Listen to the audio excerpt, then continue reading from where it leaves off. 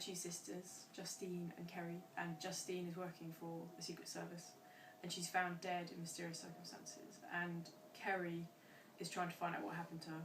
So the inspiration for the play was the real story of Gareth Williams, who, it was a real case called it was called the sort of spy in the bag case, and he was found dead, sort of padlocked inside a bag in the bath of his flat.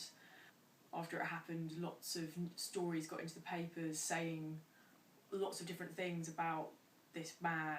It was kind of difficult to figure out how you'd ever get to the truth of what had happened about this, and what had really happened and how he'd really died.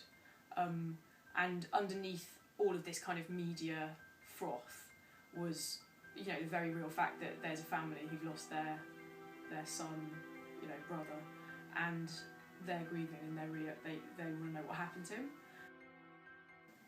I was thinking about somebody who lies for a living and who has sort of different versions of themselves that they kind of use.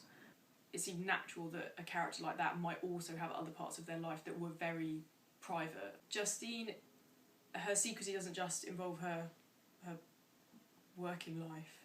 She's got a secret lover as well, so she's having an affair with a married man. On a sort of bigger level, I'm asking a question about identity, which is about how can you ever really know somebody who lies for a living, and how can you ever get close to them, but also how can you ever get close to anyone. So the question of who killed Justine becomes the question of who is Justine, or who was Justine. There are quite a few writers that I've been influenced by.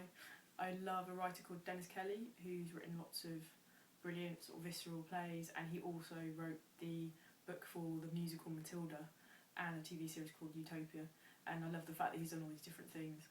And I love Carol Churchill, obviously, who every play that she writes is so different, but you can tell that they're Carol Churchill kind of immediately.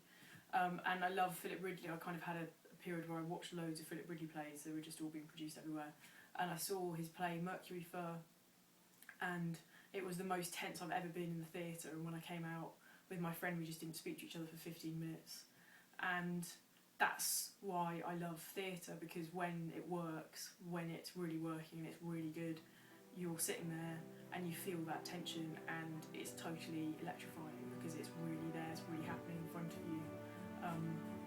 And that's why I wrote these plays for theatre.